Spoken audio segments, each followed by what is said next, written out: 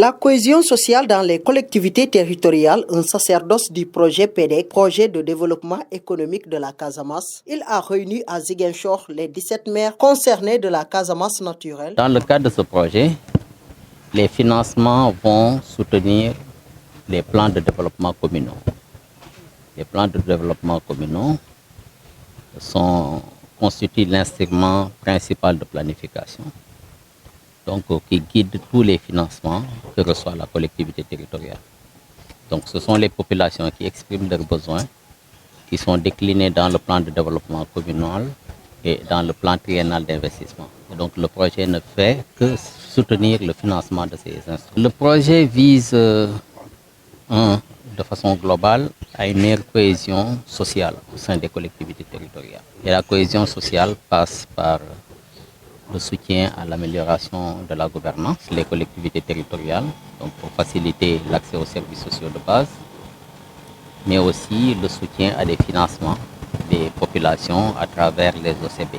C'est un projet qui vise à améliorer à la fois les conditions des collectivités territoriales, de l'accès des populations aux services de base et à améliorer les conditions d'existence à travers le soutien à des financements des organisations communautaires de base. L'objet de la rencontre d'aujourd'hui, c'est d'échanger avec les collectivités territoriales, notamment les maires, les 17 collectivités territoriales qui sont directement enrôlées, pour leur permettre de comprendre comment accéder au financement. Donc le projet a démarré, donc aujourd'hui il faut qu'ils sachent comment accéder au financement pour soutenir les plans de développement communal. Le maire de la commune de Bonna, région de Sédhiou, fait partie des 17 maires bénéficiaires et compte bien sur l'accompagnement du projet pour le bien-être de sa commune. Nous félicitons vraiment du choix qui a été porté sur notre collectivité territoriale, à l'instar des autres 18 dans les 3 régions de la Casamance.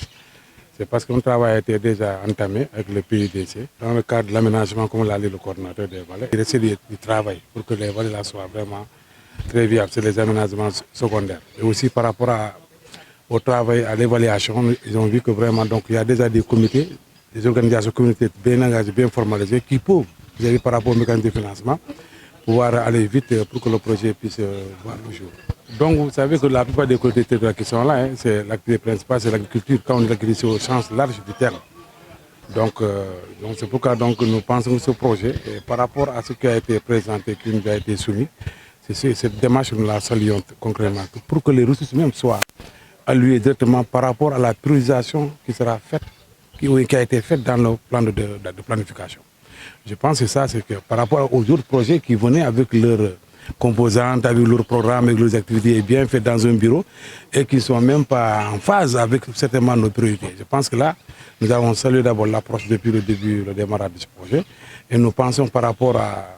Et chaque commune a ses propres priorités. Je pense que chacun de nous a déjà un plan triennal, d'autres ont un plan investissement annuel. Et par rapport à cela, je pense que le projet va nous accompagner. Donc je pense que, pour vous dire, comme le diffuse l'adage, tout ce que vous faites pour moi, derrière moi, est contre moi. Et je pense que si on arrive à ce que nous voulons et que le projet injecte des ressources, et les milliards qui ont été annoncés ici vont aller impacter sur vraiment le quotidien de ces populations. A souligné que ce projet PEDEC vise à améliorer la mobilité rurale, élargir les opportunités économiques, entre autres avantages visés par ce projet.